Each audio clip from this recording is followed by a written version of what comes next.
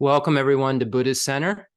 Fortunate tonight, once again, we're looking at Lama Tsongkhapa's Foundation of All Good Qualities, translated as the source of all my good in our particular text. And we're on the section where we go over calm abiding and special insight later. But right now we're looking at calm abiding, the way that we could get our minds to the most calm state that is possible in order to look at the most important subject with a very calm mind, the most important subject in the world, and that is the wisdom of emptiness.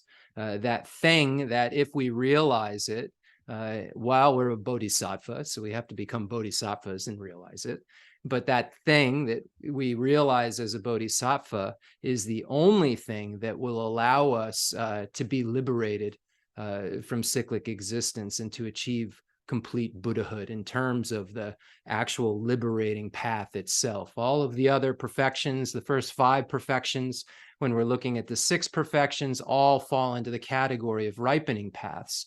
But that wisdom realizing emptiness is the one thing that cuts the root of cyclic existence, and where you're able to land depends upon the ripening path. So if you have only the ripening paths of a hearer or a solitary realizer and you see emptiness directly, then you'll achieve the state eventually of an abiding nirvana, of the Hinayana nirvana.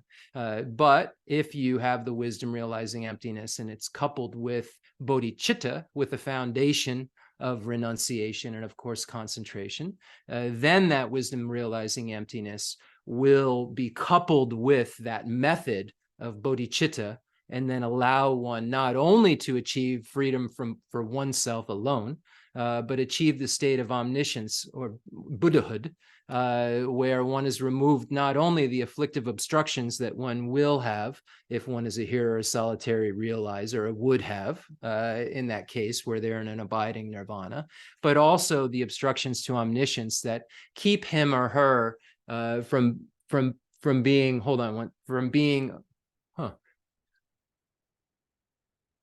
keep him or her from being the most reliable guide in the universe, and most importantly, to someone like me at this point, keep me from having the most amount of happiness possible.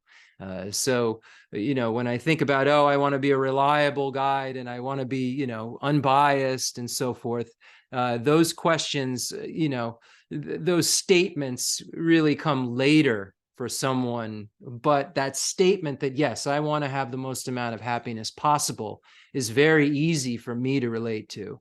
And when I find out through studying that the only way to get the most amount of happiness possible is to figure out a way to get rid of the self-cherishing attitude, because it's the self-cherishing attitude that's in my continuum that's driven by self-grasping ignorance, that, as Geshe Chikawa says in the 7-point thought transformation, is the one to blame for everything. Banish the one to blame for everything.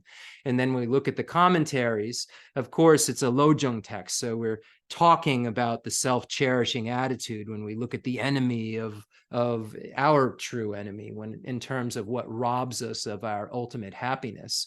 But that self-cherishing attitude is driven by something very, very specific. So we can see why the liberating path is the wisdom realizing emptiness, because the self-cherishing attitude at the grossest level is driven by the self-grasping ignorance. And then, of course, the subtle stains of the self-grasping ignorance that are left over even for a hearer, a solitary realizer, and an abiding a nirvana. Those subtle stains accompany a subtle self-cherishing attitude. So even though one gets rid of the coarse self-cherishing attitude, once you get rid of self-grasping ignorance, and then you can achieve an abiding nirvana. But you don't achieve all of your aims and all sentient beings' aims unless you have also gotten rid of the subtle stains of that self-grasping ignorance and the subtle stains of the self-cherishing attitude that we call the subtle self-cherishing attitude, not the coarse self-cherishing attitude.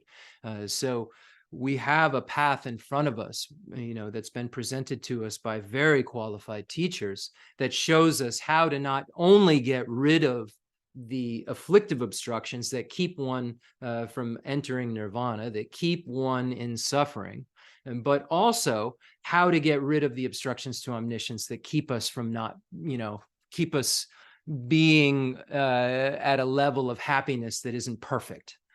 So we want to have the goal for a Mahayana practitioner is to have, perfect wisdom, the kind of perfect knowledge of everything, the knowledge of reality and diversity, to be specific in the Great Treatise on the Stage of the Path to Enlightenment, meaning the knowledge simultaneously of the conventional and ultimate truth.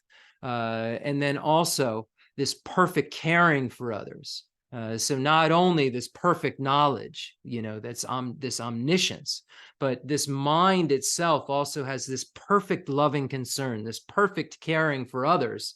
And then it's also coupled with perfect skillful means and perfect power. So the Buddha is really the only being in the universe who can accomplish the aims of sentient beings, because he or she is the only one that knows exactly what they need, and can produce and can actually show up anywhere that there is the condition for him or her to show up. In every moment of a sentient being's continuum, there are different karmas ripening, and there's a lot going on in order for us to have this experience. And through, since beginningless time, we've had various relationships with sentient beings, and all sentient beings will become a Buddha. So we never know when there's a Buddha out there that was around as, someone who's maybe making aspirations to help, or who was very connected to us, that, maybe wasn't a Buddha then when we were connected to them. And now there may be some moment in our life where our karma is connecting to the time when we were connected to this person, just bear with me, that's now a Buddha. Okay, so we have a karma ripening, and there's countless Buddhas out there, and we've met beings that weren't Buddhas yet, that are Buddhas now in our beginningless lives, and we've had relationships with them. And various karmas that we create during those periods of time can ripen, and they ripen into our experiences, but they're ripening with some kind of concordance with that timing, that time. So if someone during that time is a Buddha, then we have this connection to them karmically, not only because they're omniscient and have loving concern and perfect, skillful means and power and so forth, but because of the timing of the karma. And karma is more difficult to understand than emptiness, and only an omniscient being can understand it. But think about this beginningless continuum, and that the ripening results of this beginningless time and actions of body, speech, and mind are happening, and in real time. We're seeing things, then all of a sudden we're suffering, and that's from some sort of karma, and then we're happy, then we eat an apple and it's delicious, then we eat an apple and it's rotten. There's all kinds of karmas that are ripening.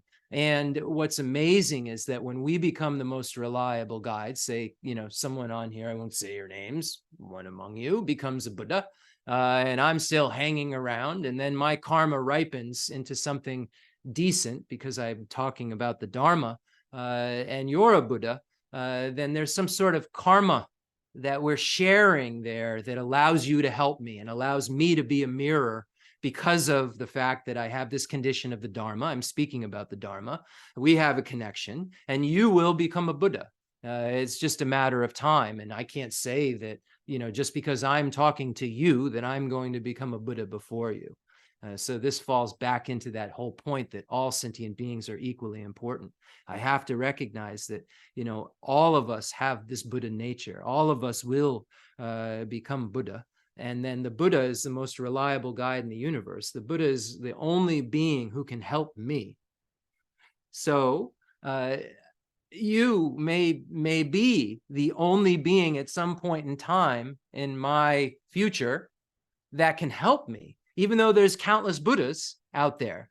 The people I come in contact with, I'm creating specific connections with at specific times in specific places. So we have to think in these terms. And when we think about, we really don't want to lose our loved ones. Well, we won't, as long as we're a Buddha. We won't lose. It'll all come back to us in one big, swoop, and there won't be anything that we don't know or remember. And it will be because of those tender relationships and that caring, that affection that's taken place, and connections that will allow us to, unite and help one another, however that's going to work out, whatever that help looks like. So when we meditate upon, the different, 8 sufferings and 6 sufferings and 3 sufferings, and we don't have anybody and we'll be all alone, and that's talking about samsara. The Buddha's not alone. The Buddha's connected to everyone, and the Buddha remembers all of it. And, we just have to keep this in mind, that when we're looking at the downfalls of cyclic existence, we're looking at the downfalls of cyclic existence, of this thing that we're supposed to want to get out of, like the house is on fire and we're looking for a door. You only have so much time. Well, our body is on fire. We should be looking for a door because we only have so much time, even if we max it out. So what are we doing about it today? What are we doing about it in the next moments? And these are the questions that, start to become more and more prominent in our minds, the more we become convinced of the Dharma by discovering it for ourselves. And that's what's kind of interesting, is your discovery's got to kind of catch up or you're going to leave. So I would really, as again, Jeffrey Hopkins said, you've got to start trying to, get something happening in your mind, or you're going to leave. You're not going to have the fervor. You're not going to have the kind of, it's not going to be enjoyable at all at some point. It'll just become kind of information that's stacking up and stacking up. And it won't be of the benefit that Buddha intended it to be. With that being said, let's imagine that we bring every single sentient being in the universe here to be with us, to share this with us, if not for anything, because, hey, if you're about to become a Buddha, I'm sharing the Dharma with you. I'm trying, so that's just being a little bit funny, but just based on what I was saying, we want the most amount of happiness possible. The most amount of happiness possible is dependent upon every single sentient being in the universe, because the most amount of happiness possible is if we can figure out how to put every single sentient being in the universe, their needs before our own, in an affectionate way. If we could love them and have this compassion for them, that's how we would max out our bliss. We would have to have that for every single sentient being in the universe. So as we invite these beings here, we're creating the thing which will be the only thing that can make us have bliss 24/7 at the highest peak. Because if there's one sentient being missing from our love and compassion, then we aren't at the highest peak of bliss and happiness. And that's what's so interesting about the teachings. There's this side that we get, it seems so gloomy, 8 sufferings, 6 sufferings, but that's only to get us to want more for ourselves, more, for, to really want more for ourselves and everyone around us that we love. And then we start to see that when you become a Buddha, you love everyone around you. And everyone around you means the whole universe around you.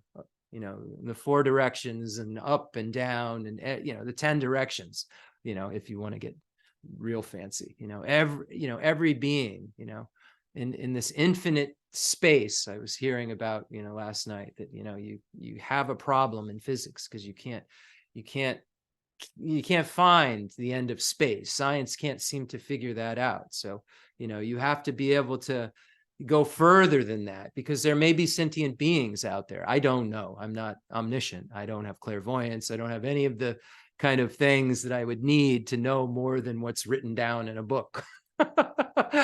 Some of it I've discovered, not renunciation, bodhicitta, the wisdom realizing emptiness, or shamatha, but some of the earlier things I've had some subtle discoveries about, and have convinced me that this is a good way to proceed.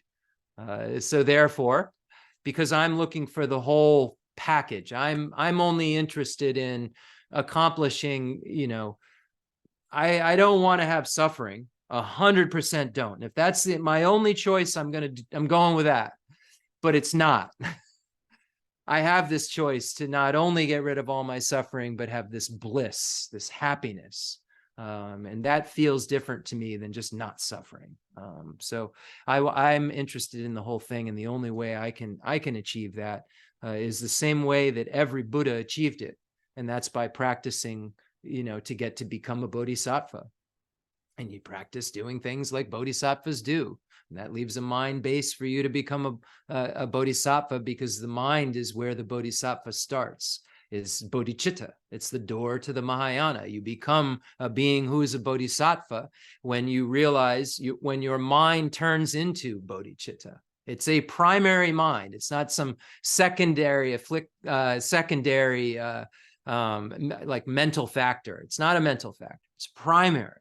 So it's hard for us to understand what that would be like, because we have these wavering states. We have, we think of love and compassion in the context of, oh, I felt like this. But the Buddha's mind, a bodhisattva's mind rather, just is that. It's just day and night working for the sake of others. May I become a Buddha for the sake of others. It's not something they have to dial in or sit down and think about. It's their mind. It's a bodhisattva's mind. It's a primary mind. Compassion and love that lead up to it are things that, depending on levels, are not necessarily primary mind. But the bodhicitta, bodhi means Buddha, chitta means mind in Sanskrit. Chitta is mind. So it's the, and then you have to look into it a little bit and learn what Maitreya says in the Ornament for Clear Realization. And it's, the wish for enlightenment for the sake of the benefit of all sentient beings, wanting to wake up. Wow. If you could imagine if you wanted to wake up, but because you care and have recognized that, everyone's needs are more important than yours, and that thought didn't leave your mind. Imagine the freedom. Imagine the freedom where it was just all about that, and there wasn't any kind of bias or kind of tightness there. If it was just a mind, that's just your mind. That's just how your mind works. You know how your mind goes like here and does this and does that. Well, the bodhisattva's mind does that, but in terms of the goal, it's just who he or she is mentally. It's just who he or she is. May I become a Buddha for the sake of all sentient beings. And both of those things are in the mind. It's not may I become a Buddha. It's may I become a Buddha for the sake of all sentient beings. So it's just this joyful state. The bodhisattva is always in this joyous state because he or she recognizes that they're really doing what will produce the results that they're looking for, instead of what since beginningless time they've done and that not gotten the results they were looking for. So imagine that you share this experience with all sentient beings and that you invite them here as I recite this verse from the Sanche Molam, inviting sentient beings here and promising, making a declaration that I'm going to speak the Dharma in all the languages that are possible. So now as I do this, you imagine that you bring every single sentient being in the universe here, all hell beings, hungry ghost, animal, humans, demigods, and gods here to be your guests, to be able to hear the Dharma, to be able to have some protection, to be able to learn exactly what it is that they need to be able to get rid of the afflictive obstructions and the obstructions to omniscience the same exact way that you want to. Why do you want to get rid of these fancy words? Because those are the things that are blocking you from stopping suffering and blocking you from having infinite happiness. So this is why we want to do this. So imagine that you bring all sentient beings here in the language of the gods, nagas, and yaksas, in the language of demons and humans too, and however many kinds of speech there may be, I shall proclaim the Dharma in the language of all. So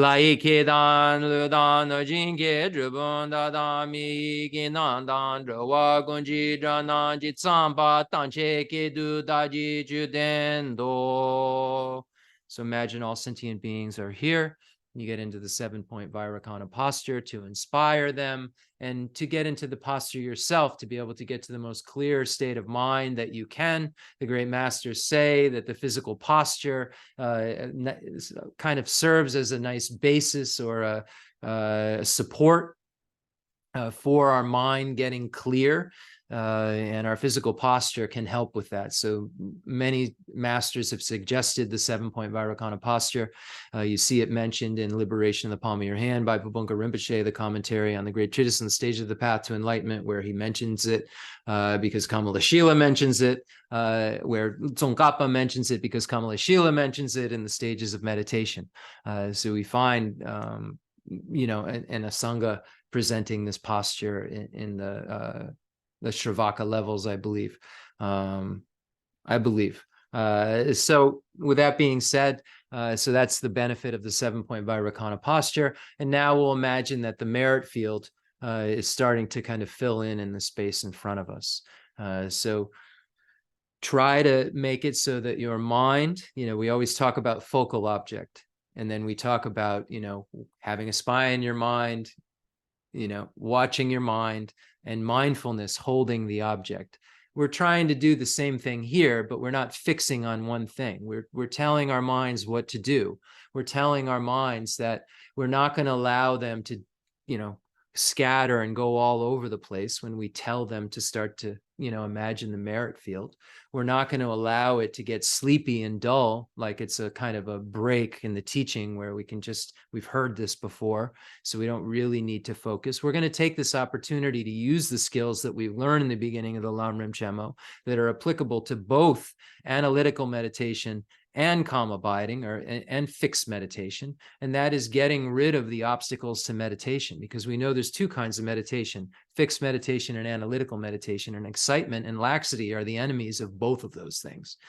So now you and all sentient beings are telling your minds that what to do. And then you specifically are saying, I'm only allowing my mind to focus on this visualization that's being presented of the merit field. So it's important that you understand that when we talk about these points and we do this fixed meditation, that these skills, these tools, are the same tools that we use for analytical meditation. It's just that our mind is moving off of one object and, you know, moving in different, you know, ways. Whereas in fixed meditation, it's just fixed on one specific thing. And we try not to, you know, change the object of observation if we're in our own private practice trying to get shamatha. We really pick something, pick an image, pick whatever it is. And we'll talk about more of that later. But I just wanted to share that with you. When we do this part, it's not like, okay, now I can loosen my mind. You're just supposed to keep the mind, you know, like we do the breathing usually. And you're saying only focus on the breathing in and out and the counting. But now I'm saying only focus on the merit field that's coming in. And then I'm going to say only focus on the Heart Sutra. And then only focus on, yeah, I think you see where I'm going with this. And that's how we don't have the faults of the 3 pots also. So all of these instructions are super important, and we can, you know, refine them more and more and more. And I'm finding, you know, little refinements in my own practice, and I just wanted to share those things with you. So imagine now Buddha Shakyamuni is in the space in front of you, a beautiful throne. Imagine His Holiness the Dalai Lama on a beautiful throne. Any lamas that are living, make sure you imagine them on thrones. Any of your lamas who've passed on, you can imagine on lotuses. But it's inauspicious, it says in the text, to imagine living teachers on lotuses.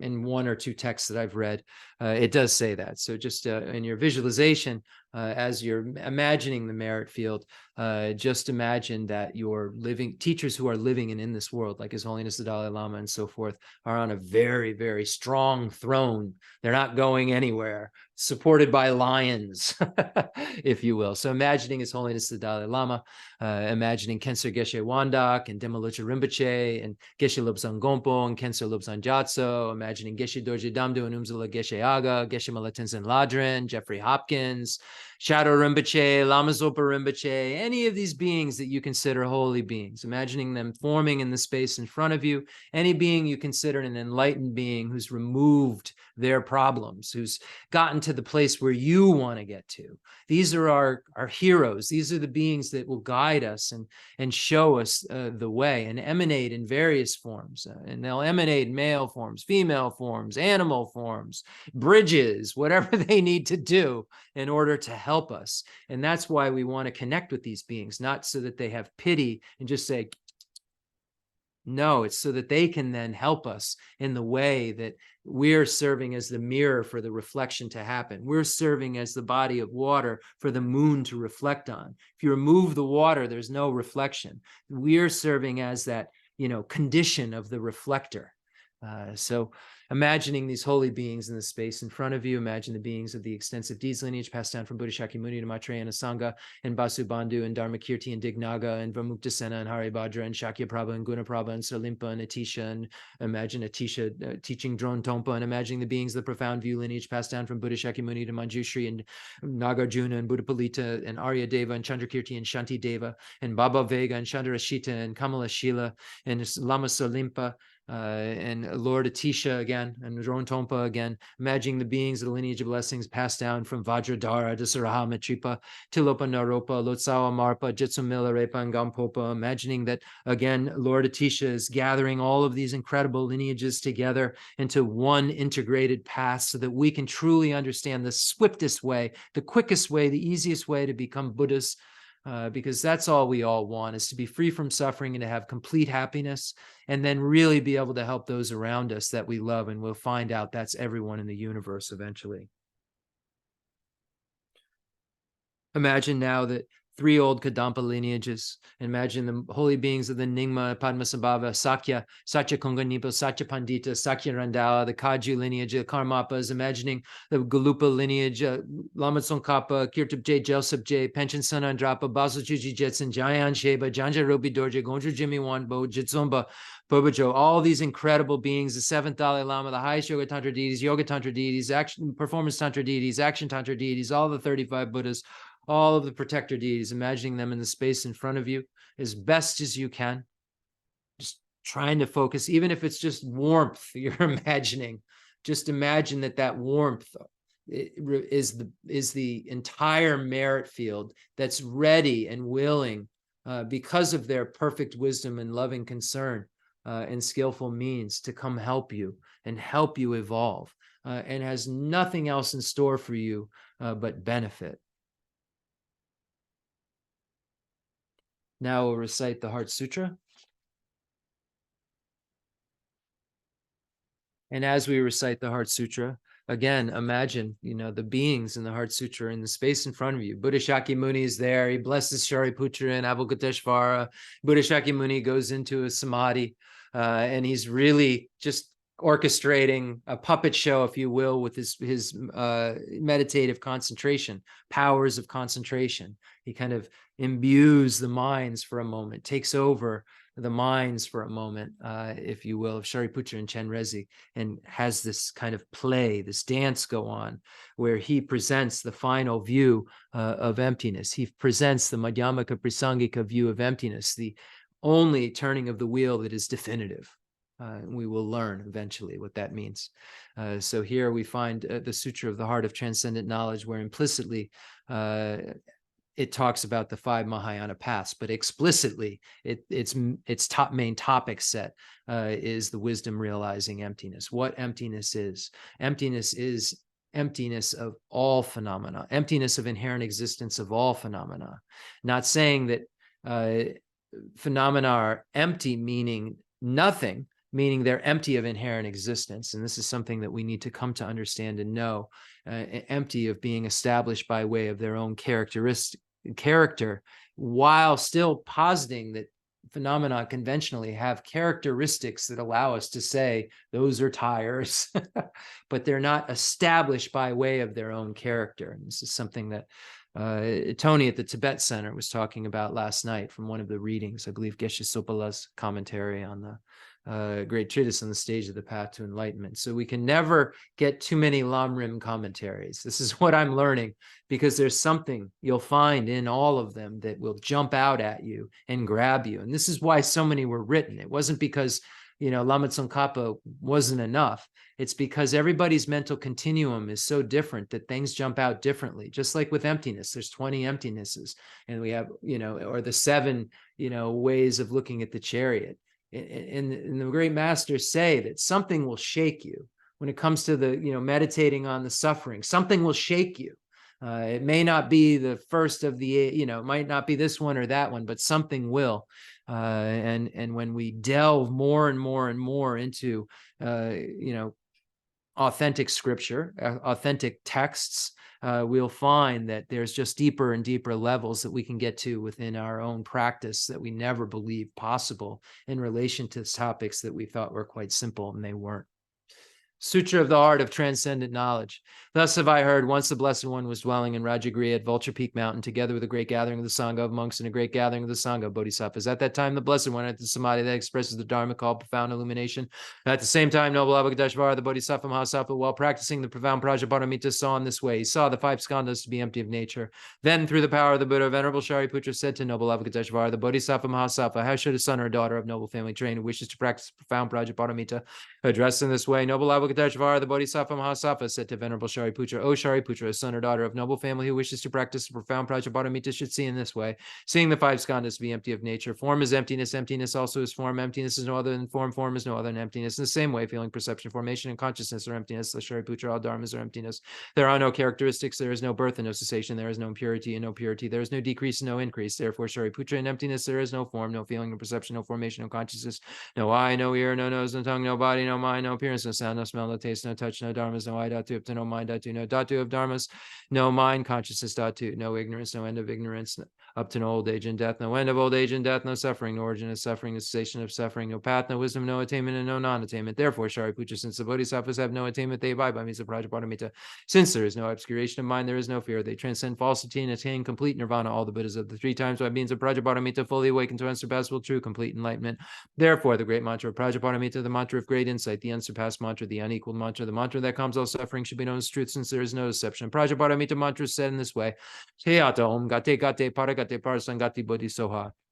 Thus, Shariputra, the Bodhisattva Mahasattva, should train in the profound Prajaparamita. Then the Blessed One arose from that samadhi and praised noble Avalokiteshvara, the Bodhisattva Mahasattva, saying, Good, good, O son of noble family. Thus it is, O son of noble family. Thus it is. One should practice the profound Prajaparamita just as you have taught, and all the Tathagatas will rejoice when the Blessed One had said this. Venerable Shariputra and noble Avalokiteshvara, the Bodhisattva Mahasattva, that whole assembly in the world with its gods, humans, asuras, and Gandharvas, rejoiced and praised the words of the Blessed One. Kala jube nejo tamba ne ngushe duju ngayi dodojen drubaba lama yi bujinzi nezon gandro so la shatse lo agazamara jeshandra samara.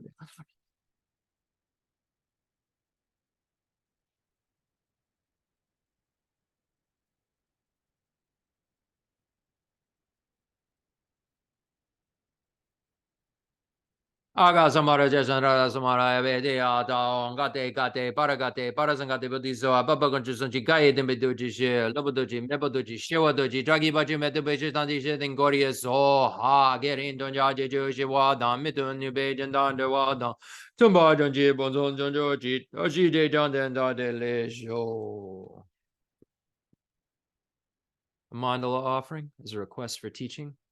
Za yi bu yi yo yi me no ra ri ra li ni ni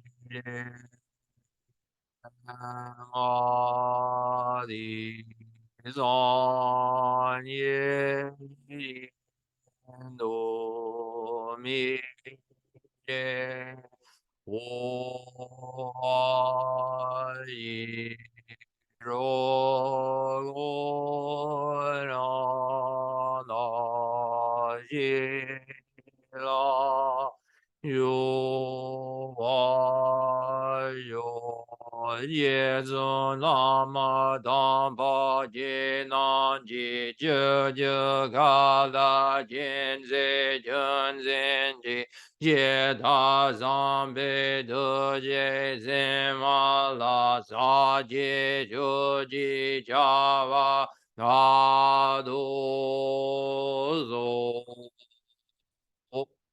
I send forth this jewel mandala to you, precious Guru. Idam Guru Ratna Mandala Kam Nirata Yami Sanye Jadan Jaji Janan La Janju Badu Dani Jazu Ji Dagi Ji Ji Ji Bezonanji Trala Benji Sanje Drubar Jo Sanje Jadan Jaji Janan La Janju Badu Dani Jazu Ji Dagi Ji Ji Ji Bezonanji Trala Benji Sanje Drubar Jo Sanje Jadan Jaji Janan La Janju Badu Dani Jazu Ji Dagi Jushi Ji Bezonanji Trala Benji Sanje Drubar Jo.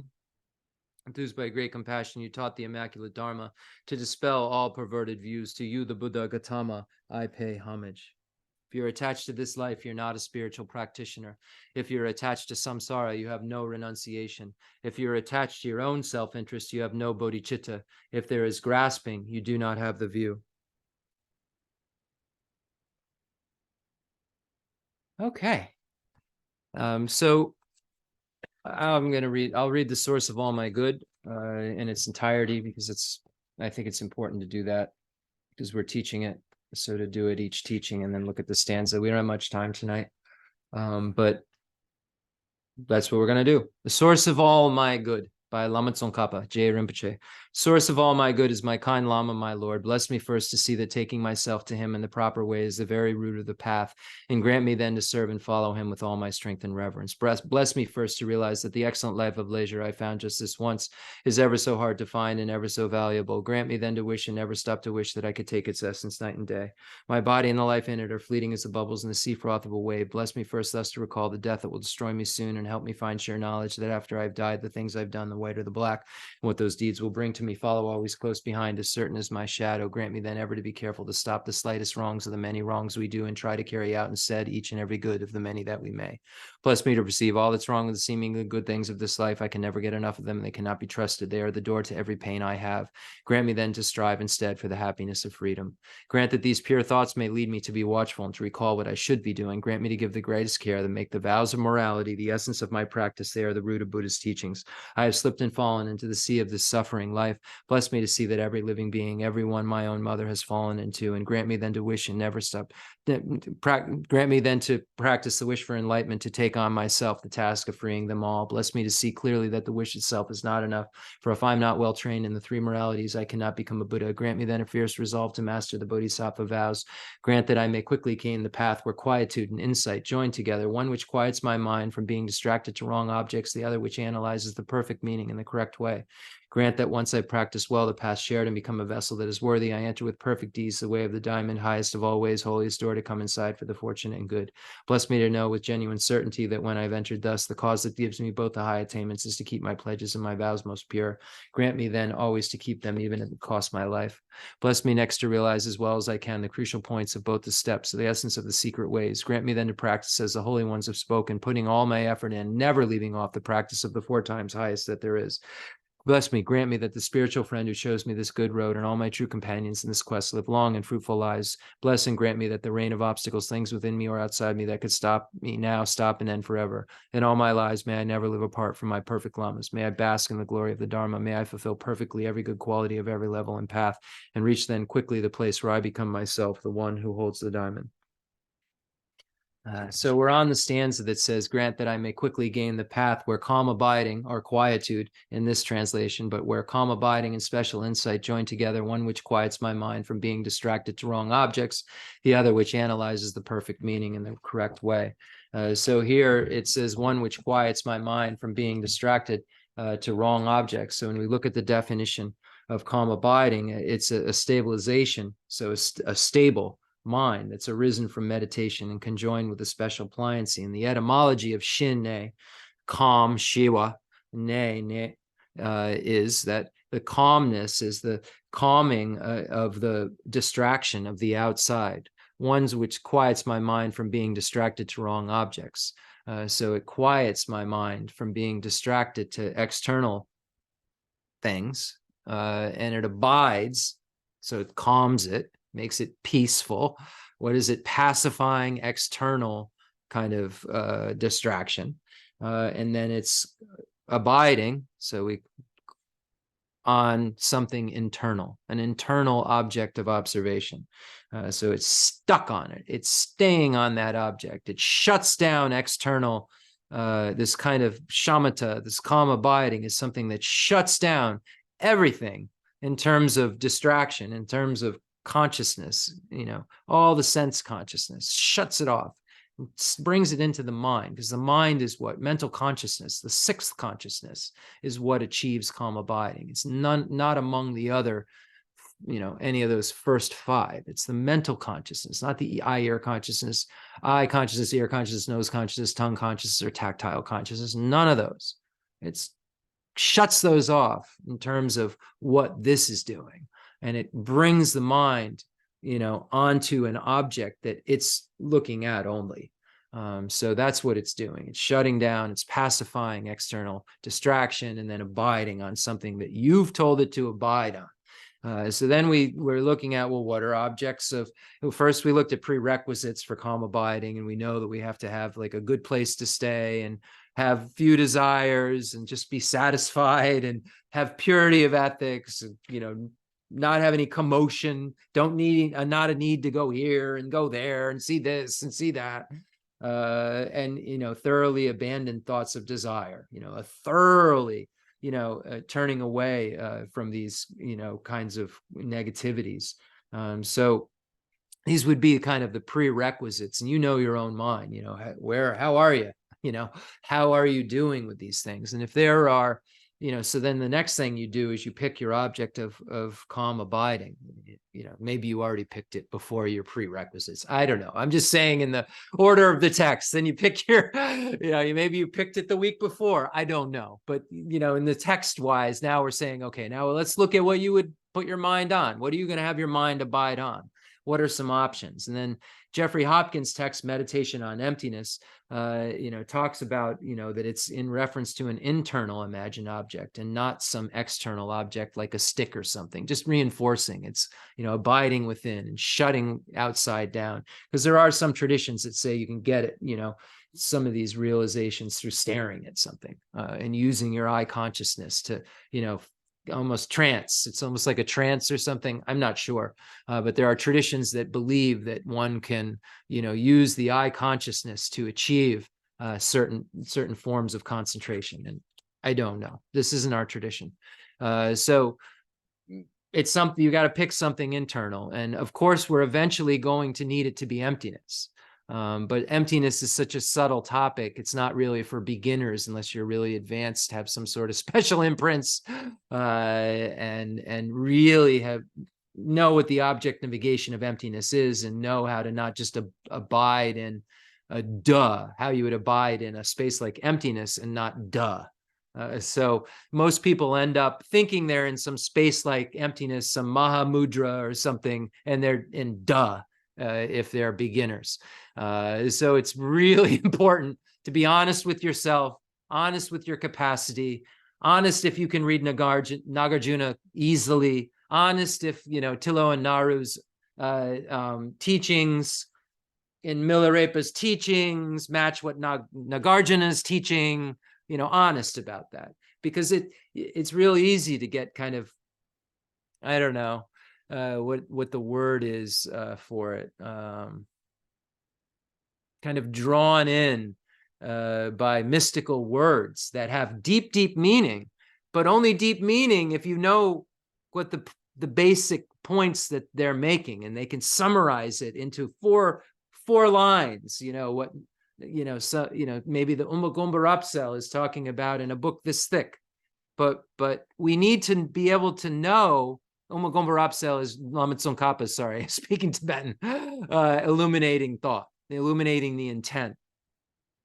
So we need to know what all of that means if we want to know space-like emptiness, a luminous mind, that's empty, the subjective clear light, objective clear light, all of these, clear light sounds really great, but that's emptiness. That's something we need to understand what that non-affirming negative is. Clear light is this is a non-affirming negative we're talking about. Emptiness of inherent existence.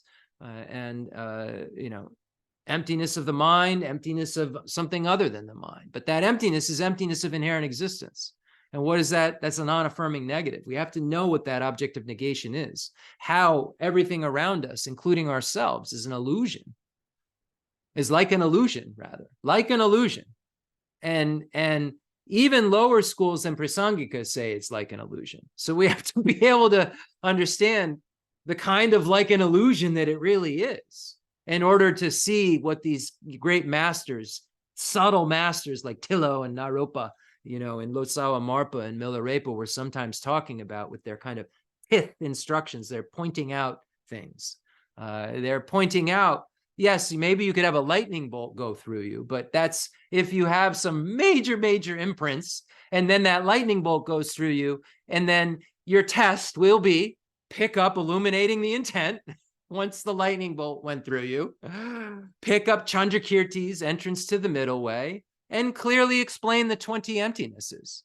Then you've had it. It worked. And, you were that one person in a generation that has these imprints that can just manifest, these realizations out of nowhere. But be honest with yourself. So for someone who doesn't have vibrancy of, horrible afflictions, they say you can just use the Buddha or use a deity.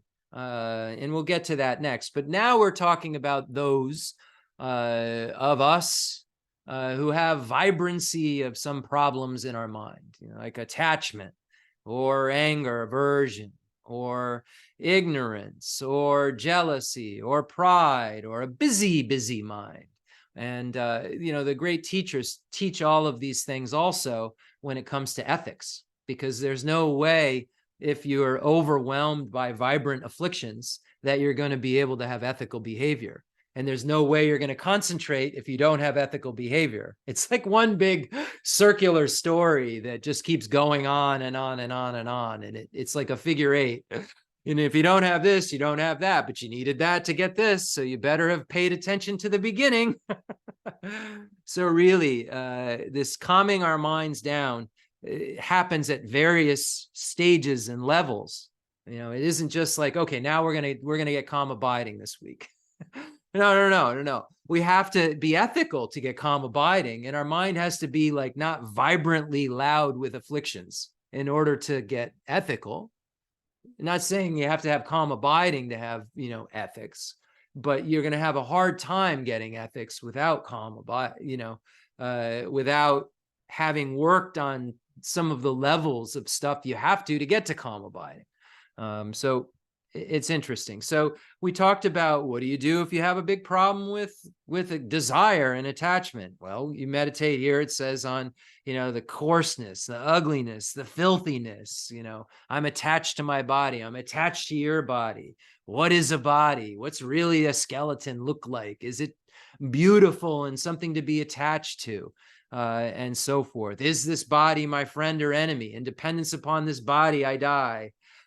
We really start to become realistic, and it talks about meditating in graveyards and cemeteries and seeing bones and, starting to get more realistic about things. And then we can move this out to other phenomena and look at the, momentary disintegration of things and the rusting of the car, the eventual rusting of the car, and the out, fashion comes in and out. Look at your wardrobe when you want to go buy something new, and know that the thing you're going to buy new will be the thing you hate in your wardrobe, because, the trends, and, just recognize while you're at the store, because you need a new peppy outfit, that it's going to be in your closet, and it will be the thing that you hate, and will motivate you to go get a new peppy outfit. So you start to see like that this stuff, it's like, you start to, lessen your attachment by being realistic. And of course, we can talk about emptiness and get deeper into what the way things are. But really, just how about at a course level, the way we act? I was mentioning McDonald's. I didn't go buy the fries on Sunday. So anybody who is paying attention, that's my joke. But yeah. So anyway, we talked about, I just want to get to one thing and then I will end. We talked about the meditation on that. And then for aversion, meditation upon love. And we talked extensively about how love isn't something that just comes about because we want it to. It's a result in the 7-point cause and effect. It's a result that happens when we look at it in terms of the equalizing, exchanging self with others practice. It's something that occurs from working on our mind in such a way where we learn that beings are something we find attractive and are magnetized to, and not attractive like we would think, oh, that's really attractive. No, attractive in the sense that we really are drawn to them, and we, so that in such a way that we want them to have happiness. We're saying that I'm going to take it upon myself to make sure that the kindness you've shown me is repaid. It's something that's the love. It would have to come from something like that to be the love we're talking about. So we meditate on the steps to get to that place of love that counteracts aversion. Love is the antidote to hate. It counteracts aversion. Sometimes they say compassion in other traditions. Fine. Counteracts, love is the antidote to hate. You can't love someone, and you can say it's a love-hate relationship. That's bizarre. That's not what Buddhism's kind of love is. Love in Buddhism doesn't have the possibility of having hate. You see what I'm saying? There's not, if you love someone in Buddhism, you can't possibly have anything but a wish for them to have happiness at all times. And you can't, kind of bear that they don't at all times. That's the love we're talking about, not love-hate relationship. That's not love. That's not love in Buddhism. So just something to think about, as Venerable Rabina would say. So then we look at ignorance. This is what I wanted to get to. I've got a few minutes, and I'm going to just talk about, in Gampopa's Jewel Ornament for Liberation, it talks about and Rinpoche, Khenso Geshe Wandak talks so much about the antidote to ignorance is meditating on dependent origination. And specifically, Gampopa talks about the dependent origination of cyclic existence. And what is the dependent origination of cyclic existence? It's the 12 links of dependent origination when we look at the Wheel of Life. So Gampopa points right to the Rice Seedling Sutra. And Gampopa says this is the kind of dependent origination that we need to meditate upon. And I will talk about this again whenever we meet, and we'll go more into it. But I just want to read this part of it, of the beginning of the Rice Seedling Sutra, just for auspicious reasons, and emptiness and dependent origination, is the meaning of emptiness, and emptiness is the meaning of dependent origination. And we have to learn what meaning means in this context. But in the context of what we're talking about in the 12 links of dependent origination, this is the first level of dependent origination of causes and conditions. Then there's dependent origination of whole and parts, and then dependent origination at the ultimate level of mere imputation, independence upon a basis of designation, and a dependence upon a collection, if you will, an dependence upon a collection, parts. Here we're talking about cause and effect. We're seeing how cyclic existence comes about through this very specific causes and conditions. And this lessens our ignorance. This lessens our thinking that there's only one life. There's, nothing else out there. This it makes us become more realistic. And the ignorance doesn't drive us around and make us not care about committing non-virtue. We start to care about committing non-virtue. And if we care about not committing non-virtue, then we could possibly have concentration, because ethics is the foundation for concentration.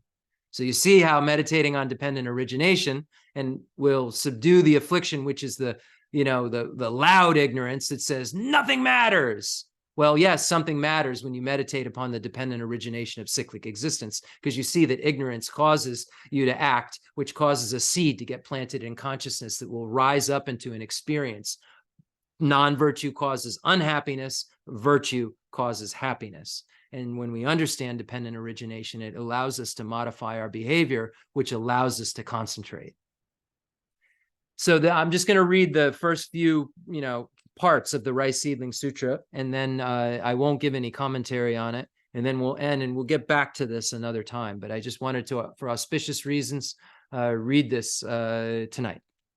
So this is the Noble Mahayana Sutra, the Rice Seedling Sutra. And anyone who really wants to know what this means, Gen Yeshe Tapke in Drepung, Texas. He's over 90 now.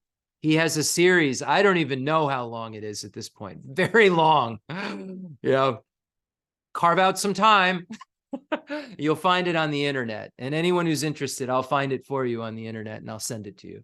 But Gen Geshe Yeshe Tapke. It was the Geshe that I had. Anyway, yes, he's a wonderful, wonderful teacher. And I had the fortune of translating for him once. Homage to all the Buddhas and Bodhisattvas. Thus have I heard at one time, the Bhagavan was residing on Vulture Peak Mountain in Rajagriha with a large sangha of 1,250 bhikshus and with a great many Bodhisattva Mahasattvas. At that time, Venerable Shariputra went to the place frequented by Bodhisattva Mahasattva Maitreya, and after they had exchanged courtesies upon meeting each other, they both sat down on a flat rock. I guess enlightened beings exchange courtesies also. Venerable Shariputra then said to Bodhisattva Mahasattva Maitreya, Maitreya, here today, the Bhagavan, gazing at a rice seedling, spoke this aphorism. To the bhikshus, whoever sees dependent arising sees the Dharma. Whoever sees the Dharma sees the Buddha. Having said this, the Bhagavan fell silent. Maitreya, what is the meaning of this aphorism spoken by the Sugata? What is dependent arising? What is the Dharma? What is the Buddha? How does one see the Dharma by seeing dependent arising? How does one see the Buddha by seeing the Dharma? The Bodhisattva Mahasattva Maitreya then replied to Venerable Sharadvati Putra, Venerable Shariputra, you want to know what dependent arising is in the statement made by the Bhagavan, the Lord, the Dharma, the Omniscient One. Bhikshus, whoever sees dependent arising sees the Dharma. Whoever sees the Dharma sees the Buddha? ? Well, the phrase dependent arising means that because this exists, that exists. Because this is produced, that is produced. That is to say, ignorance causes formations. Formations cause consciousness. Consciousness causes name and form. Name and form cause the six sources. The six sense sources cause contact. Contact causes feeling. Feeling causes craving. Craving causes appropriation or grasping. Appropriation or grasping causes becoming or potential existence. Potential existence or becoming causes birth, and birth causes aging and death, sorrow, lamentation, suffering, despair, and bewilderment. Thus does this entire great heap of suffering arise.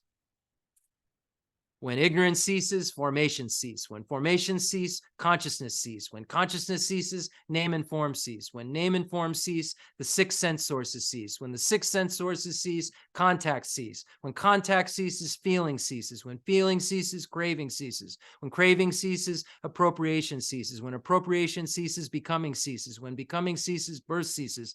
And when birth ceases, aging and death, sorrow, lamentation, suffering, despair, and bewilderment cease. Thus does this entire great heap of suffering cease. This is what the Bhagavan has called dependent arising.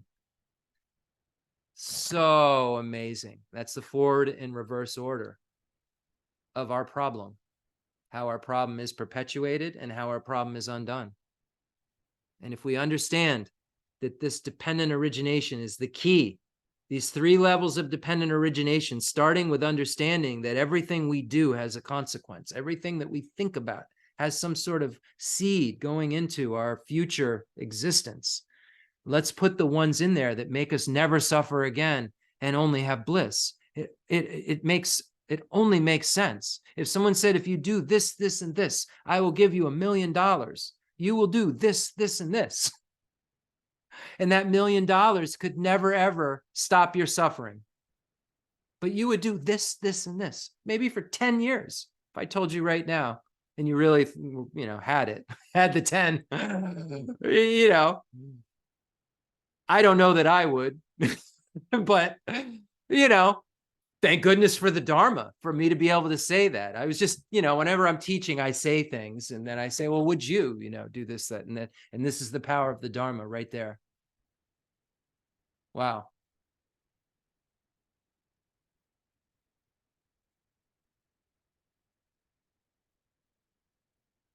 Okay. If you're attached to this life, you're not a spiritual practitioner. If you're attached to samsara, have no renunciation. If you're attached to your own self-interest, you have no bodhicitta. If there's grasping, you do not have the view. Prayer for the flourishing of Lama Tsongkhapa's teachings.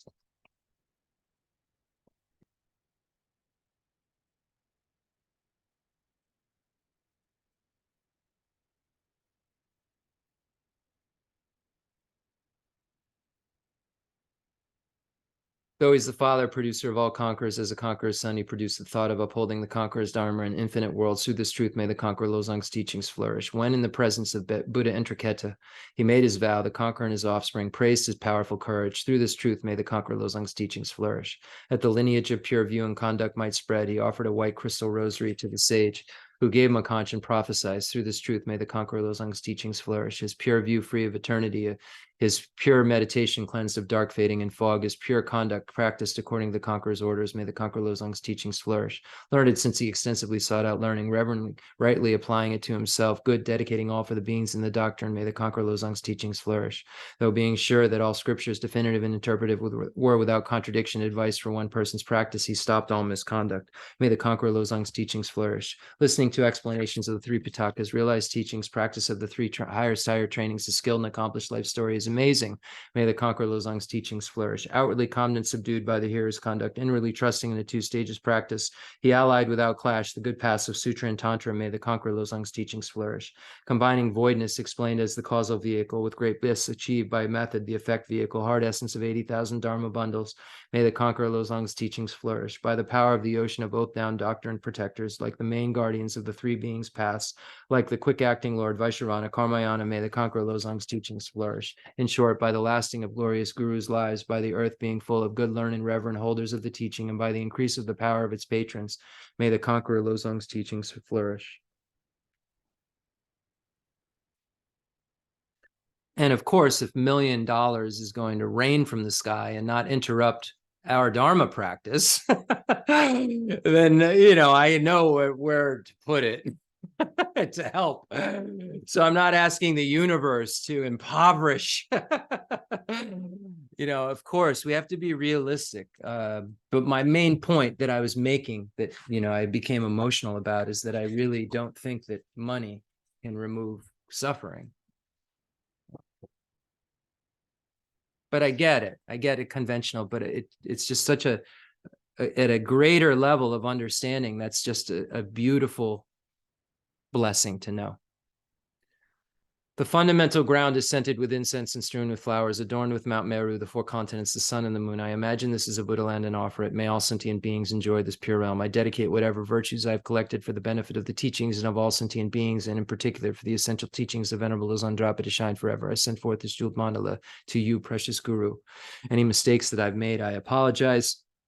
May they be purified by the Vajrasattva mantra, imagining Vajrasattva in the space in front of you. Inseparable. This is a key that Manjushri told to Tsongkhapa. If you want to see emptiness, make supplications to your teacher and see him or her as inseparable from your root deity. That your root lama and your root deity are inseparable. So imagine that Vajrasattva is in the space in front of you, inseparable from your root lama, and that light rays and nectars are showering down on you and all sentient beings, transforming into white homes, red ahs, and blue homes, and purifying yours and all sentient beings' body, speech, and mind. Om benza sato samaya manipalai benza sato sinivajita dida meva sudagaya meva subugaya meva anurag meva sarvasiti me braja zavagam sujamakidam shion kuru hum ha bhagavan zavadata kata benza benza bhava maha samaya safa hum fate. May we always be protected by Paul Dan Lamo, Jo Rama, Jo Rama, Jo Rama, Jigala, Jim Rama, Jida, Jin, Jo Hong Jong, Jo Rama, Jo Rama, Jo Rama, Jigala, Jim Rama, Jida, Jin, Jo Hong Jong, Jo Rama, Jo Rama, Jo Rama, Jigala, Jim Rama, Jida, Jin, Jo Hong Jong, Jo Rama, Jo Rama, Jo Rama, Jigala, Jim Rama, Jida, Jin, Jo Hong Jong, Jo Rama, Jo Rama, Jo Rama, Jigala, Jim Rama, Jida, Jin, Jo Hong Jong, Jo Rama, Jo Rama, Jo Rama, Jigala, Jim Rama, Jida, Jorama Jorama Jorama Jigala Jorama Jida Jidan Jorama Hong Jong Jorama Jorama Jo Rama Dunjo Kalara Jimo Ramo Ajada Jadun Jo Ruler Jo Any obstacles that you're having to meeting with the Dharma, may they be removed by the three wrathful protectors, Drapu Sunji. Om Vajrapani Haryagriva Garuda Om Ve. I dedicate all this virtue to emulate the knowledge of the hero Manjushri and likewise Samantabhadra as well. With whatever dedication is praised as supreme by all the conquerors who traverse the three times, I also dedicate all my roots of virtue for the sake of auspicious deeds. Prayer for the long life of His Holiness the Dalai Lama, Chen Rezig in our world, walking around on the same planet as us, and we can receive teachings from him. And it's because of the kindness of His Holiness the Dalai Lama that we're receiving this teaching right now. And we never, ever should forget this and keep making supplications to His Holiness to remain in this world and keep the Nalanda tradition alive. I pray for that pure land surrounded by snowy mountains. You are the source of all benefit and happiness, all powerful. Avalokiteshvara Tenzin Gyatso, may you stay until samsara is end. Gari rawe gorwe shin yandi pendande wa malu zhongwe ne genre zi wan denzin Yatso Ijabezi de Badu Enjoy. And a prayer of supplication to my root Lama, Namyo Khyentse Geshe Wandak Rinpoche. We're so fortunate, so many of us, to have spent a long time with him, half my life, 25 years. And sat next to him week after week after week. And I feel like so blessed. As Geshe-Mala Tenzin Ladrin always says, the luckiest person on earth. We're like the luckiest people on earth. Complex yogi poses as a simple monk. Homage to Khyentse Geshe Wandak Rinpoche, our precious spiritual friend who is inseparable from Aryatara. I fully prostrate, covering as many atoms of the earth as possible to your pure body, speech, mind, and enlightened activities. I offer to you drinking water, bathing water, flowers, incense, candles, scented water, food, and music, purified by Om Ahom, Om Ahom, Om Ahom. The rarity of having 1 million wish-fulfilling gems is a common occurrence compared to meeting with a holy teacher like you, who placed the complete path to Buddhahood in our childlike hands. Just like Atisha, who came to Tibet with a lamp to dispel the darkness of ignorance, you, kind abbot, arrived in the West with a lineage purer than a diamond and begged us never to be satisfied with partial instructions. The teachings of the extensive deeds and profound view lineages flowed from your lips like nectar for our ears that elucidated the teachings for beings of three capacities. Now that sound has stopped. All composite things are impermanent. You told us that all of your teachers passed away and understood this sadness, entreating us to continue our studies. The Buddha does not wash away the negativities of beings, nor does he remove their miseries by his hands. His spiritual realizations are not transferred to them. It is by teaching the truth of suchness that beings are liberated. We are not prepared to take this difficult journey to the highest goodness of Buddhahood without your continued guidance. The sadness in our hearts would be too overwhelming. May you swiftly return to this world and take care of us in all of our lives, wherever we may be, never leaving our hearts and crowns. May all sentient beings perfectly realize renunciation, bodhicitta, and the correct view of emptiness so that they know who you really are. Thank you so much, everybody, for your patient listening. Please apply these teachings to your mind moment by moment, every single day, and try to make your mind as virtuous as possible. Whenever Atisha Drontompa or Drontompa would come into contact with folks, he would say, "How is your mind today?" And that's all that really matters. And please take care of your minds. See ya. Take care tomorrow. Thank you so much. I appreciate all of you. Thank you.